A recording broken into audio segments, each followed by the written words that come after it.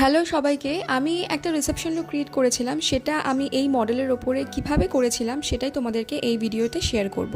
প্রথমে আমি স্ক্রিনটা যেভাবে প্রিপারেশন করতে হয় সেভাবে প্রিপারেশন করে বেসটা রেডি করে নিয়ে তারপরে আমি আই মেকআপের দিকে চলে গেছিলাম। প্রথমে আইব্রো করে নিয়েছিলাম, তারপরে আই মেকআপটা আমি করে নিচ্ছিলাম।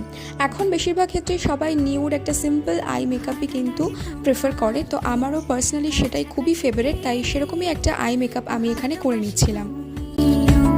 কাছাকাছি এলে অন্য তখন চোখের ধরুন অন্য। এরপরে আমি লাইনার পরিয়ে মাস্কারা অ্যাপ্লাই করে দেন বাকি যে কাজগুলো থাকে ব্লাশার হাইলাইটার সেগুলো সব কিছুই করে নিচ্ছিলাম। আমার এই মডেল কিন্তু ভীষণই মিষ্টি ছিল এবং খুব শান্ত স্বভাবের একটি মেয়ে। আর সব থেকে বড় কথা, এই মডেল কিন্তু অনেক দূর থেকে এসেছিল শ্যুটের জন্য। তার বাড়ি কিন্তু কল্যাণীতে, প্রায় 1.5 থেকে 2 ঘন্টা জার্নি করে সে এসেছিল, আবার ফেরার সময়